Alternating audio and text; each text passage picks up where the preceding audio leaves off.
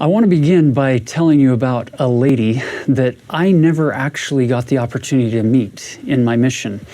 We were at a zone conference, and the bishop who was there with his wife helping to provide the lunch for us down in Curitiba, Brazil, was the name of the mission I was in. He was helping us do the dishes really quickly after lunch, and he shared with a few of us elders a story of a widow in his ward that had happened fairly recently at that point.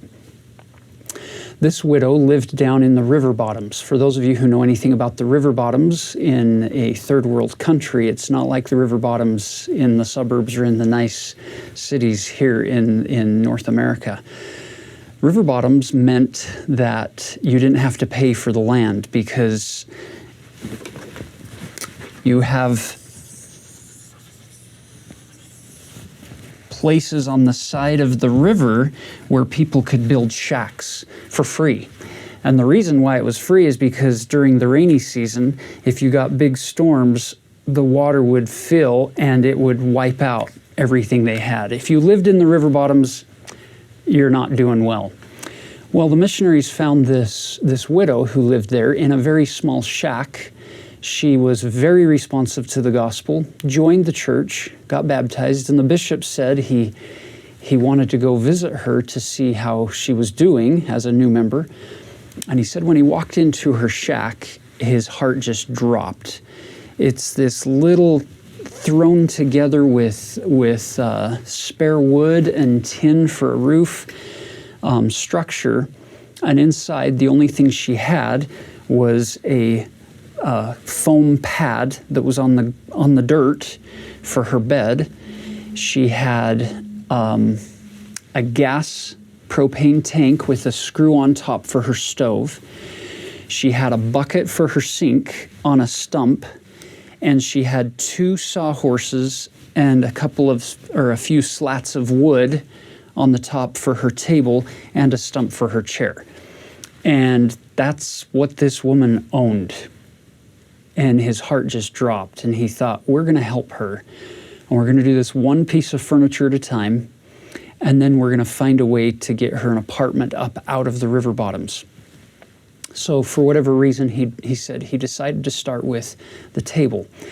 So that Sunday, this bishop gets up in sacrament meeting, and he says, brothers and sisters, there's a family in our ward that is in need of just a small, simple kitchen table. Doesn't have to be fancy. If any of you have an extra table lying around your house, come see me after the meeting, and I will make sure to get that to this family in need because they don't have one.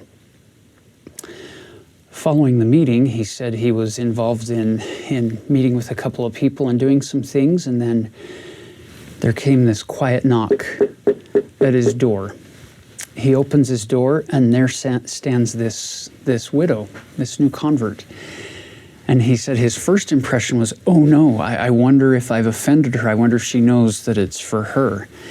And this widow stood there and she said, Bishop, I heard your announcement in sacrament meeting, and it broke my heart to picture a family somewhere here who doesn't have a table. She said, I don't have much, but I feel so richly blessed by the Lord with what He has given me, and for finding the gospel, and for all these new friends that I have. And she said, I have 2 sawhorses and some slats of wood that can go across it and provide a fine table for this family that doesn't have one. Please come by my house sometime and pick that up and deliver that to this family so that they can gather around a table to share their meals together. That bishop, as he was recounting that story to us elders, he had a hard time holding back the tears as he said, I took that sister and gave her a hug and told her that the table was for her.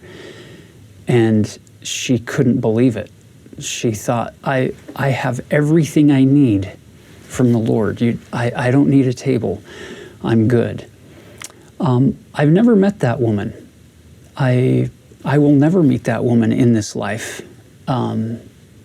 However, she's she changed my life in a lot of ways. She changed how I look at things, how I look at possessions, how I look at the world and what the world offers us versus what God offers us.